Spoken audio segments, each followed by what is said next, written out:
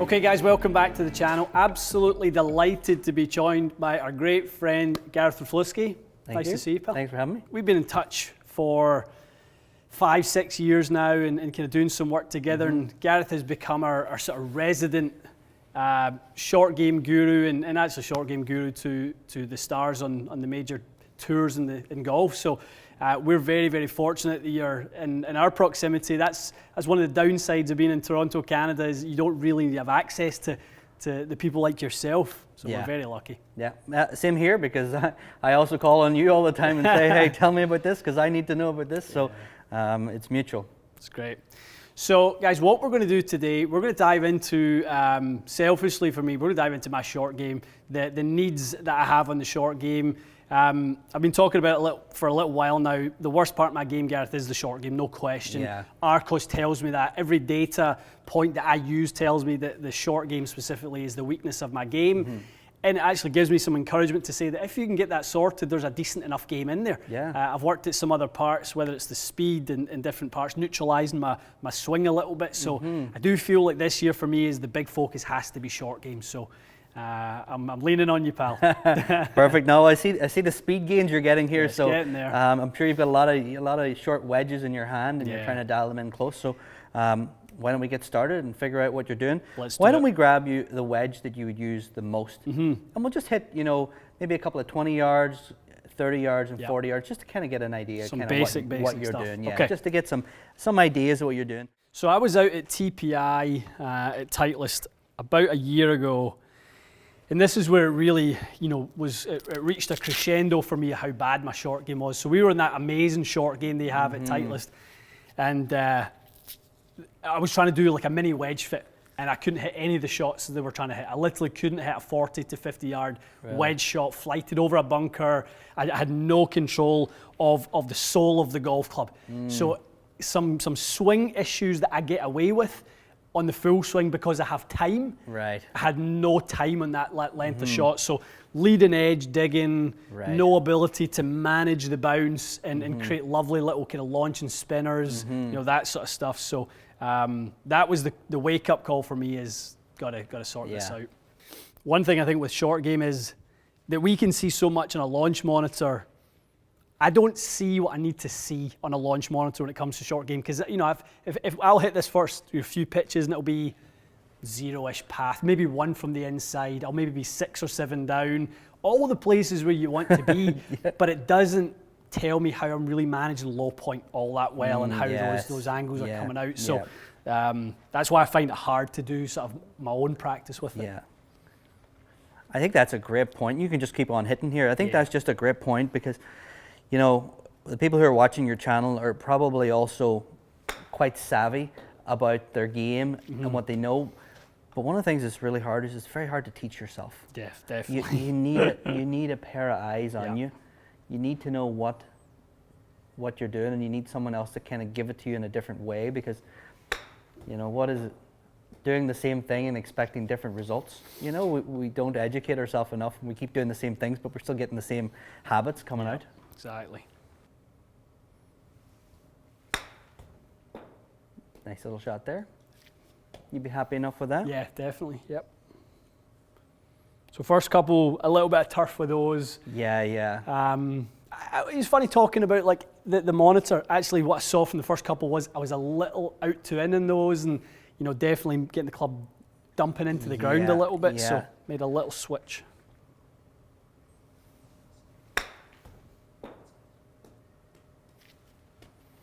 So we'll do something different with you that I don't think I've talked about before. We're going to change the tempo of your action, because too slow. Like, you're going to fall asleep back here somewhere. We need to get that feeling like striking a match. It needs to be much more crisp and more dynamic and much more athletic. And that's what's helped my driver swing, to be honest. It really has, like trying to like almost like, my thought is like pulling a chainsaw, the string in a chainsaw. You're not going to do that by a slow wind up. You really need to really kind of get that going away, and I really do try and think in terms of the speed and tempo of trying to speed that up. I don't think I'd do that in the short game though, to your point. I think if we can get it feeling like it's a match, like that feeling, especially hitting the ground, it's got that real real hard, fast. It doesn't matter if you break your wrist, you do anything. I just want you to try and hit a couple where you feel that real aggressive action at the ground. Got it.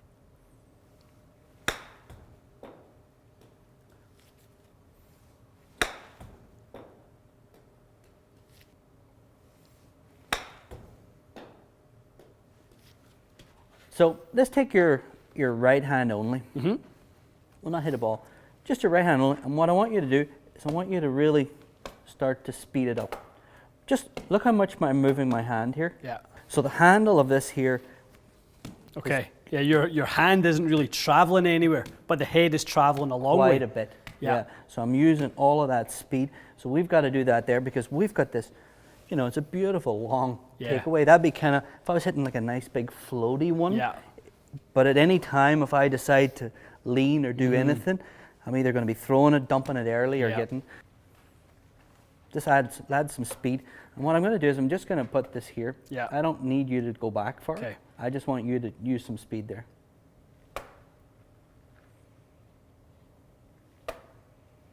Just set it and go. Even more than that. Doesn't that look nice there? Huh? Now, the thing is that we've got to give the club enough leverage. So I often think about loading. I've got to load this golf club, you know? Yep. When I see you a little bit, it looks like, and you're really trying to hit it. Yep. You know, so I want you to let the weight of that club do all the work. So I've just brought it up here, and I'm just going to let it fall. There you go. That's beautiful there. I love that there action there. And then put the other hand on and do the same thing. There you go. That looks. So that type of. That looks beautiful. It's very different in terms of that striking of the match. That feel like there's a lot of speed at the bottom of the hit there. Too much body still. A little bit. So go back. You know, we've got to do something that's going to remember it. So. Yep. Let that club fall. Just put it up and let it fall. All right, now walk in, didn't do the same thing, just one-handed. I know this is hard for a lot of people trying this for the first time, but just set it and let the club fall. Good. But still a bit that way. A little bit there, but you know, I thought that's pretty good. Okay. Now this is also a low point control exercise. So if I bring the club back and I let it fall without me enforcing any energy, I'm hoping that it's going to come down on the right point. Yeah. If I'm leaning back or if I'm doing something else, I'm going to notice it's whacking back there. So this is to see if you're actually set up with the right position to get the low point right. Nice. Good. Yeah, because it won't go very far. Yeah, trying to let the weight of the club just take over in that downswing. Because there's obviously a lot of pushing and pulling going on with the hands. You can really feel that.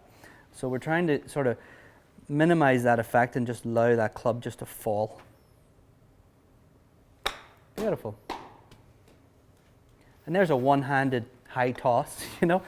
I'm terrible with those. This was one of my hardest spots in the golf course is when I have to use sort of loft and really get that soft shot. Yep. Now I know why, because there's so much pull involved. Yeah, there is. So again, just take it back, set it, and just drop it. Just let it fall. Still a little bit flippy. That's okay. You know, the weight of that golf club is going to feel like a flip because because you're not holding it anymore, so it has to pass. Yeah. Beautiful. That probably felt like the best one.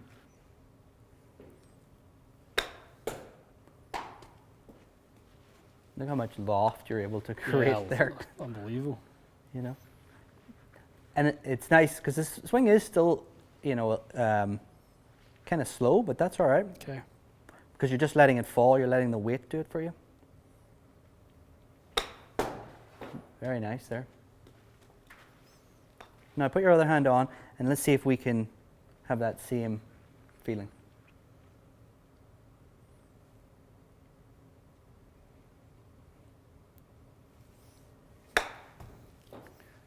Now, very what do you different. feel like, did you feel your hand have a bit more pull? Did you feel it was closer to what you normally do? Or no, it was very different from what I normally do. The position, the way through, the kind of club, the club head raced past the handle because this is traveling lower distances, is trying to kind of make up for that with much more of that sort of action. Yeah, absolutely. So again, 2 hands, bring it back, and then just drop it. Just give you a softness. Yeah.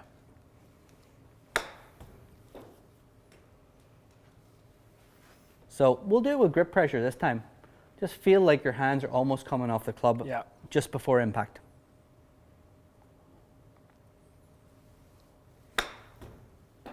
Nice. Totally different release. It's just letting that head go. Yeah. It's taking the control away from you, because I think, and not you and you, it's you and everyone. We all are really trying to manipulate, because I think it's how we grew up. We grew up, try and keep everything from breaking down, keep that strong. Like, we don't understand that if we deliver it this way, we add more bounce, means we've got more forgiveness, we create more loft, we'll hit a little bit lower in the face, we might actually create more spin. We may actually find out that we really like it that way. Yeah, definitely. Definitely. Now that last one felt good with the really light pressure. And just almost feel like you're taking it out of your hands as soon as before you make contact. There you go, good.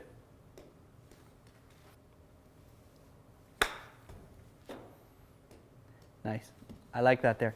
So now what we have to do is we have to change the attack angle, because it's a bit too low now. So we're going to do it by, we'll do 2 ways first of all.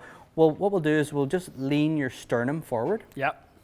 Yeah, so get it, so just past the ball. Beautiful. And then do exactly the same thing, but just drop it on there.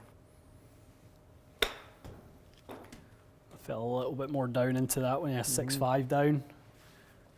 That's nice there. Very nice. Right. That's lovely there.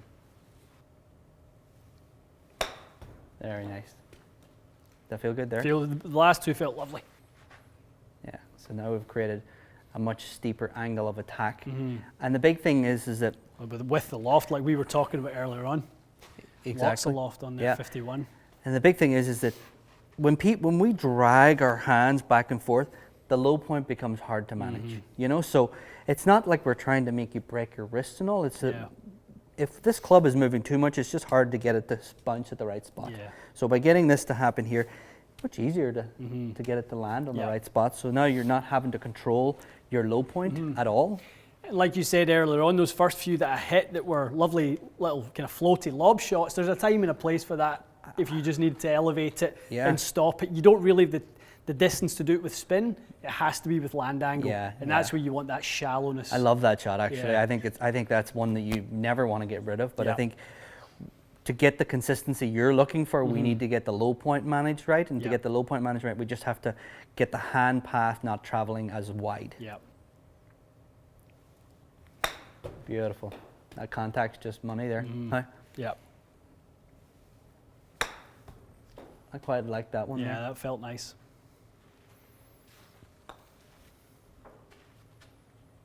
So that's the basic shot that I'm going to add to my arsenal, that I'm going to use a significant portion of those. Yeah. And the thing about it is that when we drag the hands back, we also get slower. Yeah. What I wanted to do by shortening it is getting acceleration. We wanted to speed up it. So you won't really feel like you're speeding it up. But because you've got a heavy weight up here and it's moving straight down, definitely, you're going to generate more club head speed, and that's going to generate more spin for you. And it's going to manage your low point because your hand path isn't traveling as far anymore. And we're going to do a little mini series on this. That is the basic pitch shot, which I'm going to try to kind of hone in terms of my own game and trying to make it a little bit more consistent. I can already in my mind take myself to the places where I was really struggling last year, and as I'm hitting these shots, I'm imagining the lies and how I'm going to manage that low point. The kicker there was moving that sternum forward, because I was still thinking as I was shallow on those, I'm like, oh, that little bare line, I'm 2.5 down in that one. Still don't fancy that one. Moving that sternum forward got me down enough where I know I'm going to manage that strike point because the strike moved slightly up the head. Yes. And I don't have the cushion under that from the lie. So it's quite amazing in my mind how I felt the anxiety relief once I saw and felt that. Yeah. So we'll build on that, and certainly more to come in this series, guys. Stay tuned for more.